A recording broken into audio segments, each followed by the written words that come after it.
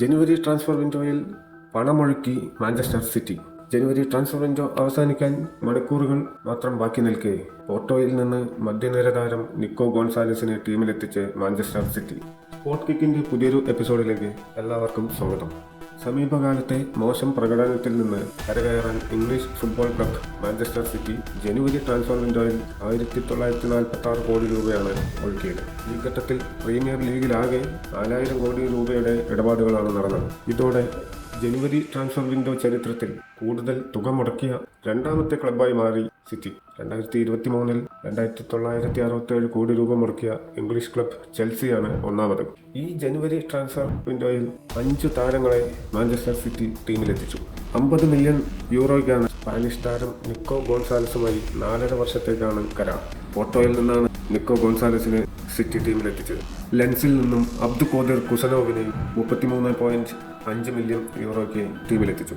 പാൽമെറാസിൽ നിന്നും വിക്ടർ റൈസിനെ 29.6 മില്യൺ യൂറോയ്ക്കും 59 മില്യൺ യൂറോയ്ക്ക് ഫ്രാങ്ക്ഫർട്ടിൽ നിന്നും ഒമർ മർമോഷിനെയും 12.5 മില്യൺ യൂറോയ്ക്ക് റിവർ പ്ലേറ്റിൽ നിന്നും അർജന്റീനിയൻ മിഡ്ഫീൽഡർ ക്ലോഡിയോ എച്ചവേരിയെയും മാഞ്ചസ്റ്റർ സിറ്റി ടീമിലെത്തിച്ചു. ഇംഗ്ലീഷ് പ്രീമിയർ ലീഗിലടക്കം സിറ്റി തിരിച്ചടി നേരിടുന്നുണ്ട്. പ്രീമിയർ ലീഗിൽ കിരീട പോരാട്ടത്തിൽ നിന്ന് ഏറെക്കുറെ പിന്തള്ളപ്പെട്ടിരിക്കുകയാണ്.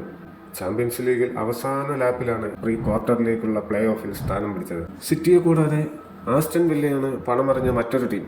യുനായ് എമറി പരിശീലിപ്പിക്കുന്ന ആസ്റ്റൺ വില്ല ബൊറൂസിയ ഡോട്ട്മുണ്ടിൽ നിന്നും ഡോണിയൽ മലാനെയും, ലെവാൻഡയിൽ നിന്നും ആൻഡ്രേസ് ഗാർഷ്യ, റിയൽ യൂണിയനിൽ നിന്നും യെയ്മർ മസ്ക്വേര, മാഞ്ചസ്റ്റർ യുണൈറ്റഡിൽ നിന്നും മാർക്കസ് റാഷ്ഫോർഡ്, PSG-യിൽ നിന്നും മാർക്കോ അസൻസിയോ, ചെൽസിയിൽ നിന്നും അക്സൽ ഡിസാസി എന്നിവരെ ആസ്റ്റൺ വില്ല ഈ ജനുവരി ട്രാൻസ്ഫർ വിൻഡോയിൽ ടീമിലെത്തിച്ചിട്ടുണ്ട്. David Fofana, Trevoh Chalobah, Mathis Amougou, Gabriel Slonina കൂടാതെ ബൊക്ക ജൂനിയേഴ്സിൽ നിന്നും യുവതാരമായ അർജന്റീനിയൻ ഡിഫൻഡർ ആരോൺ അൻസൽമിനോയും ചെൽസി ടീമിലെത്തിച്ചു.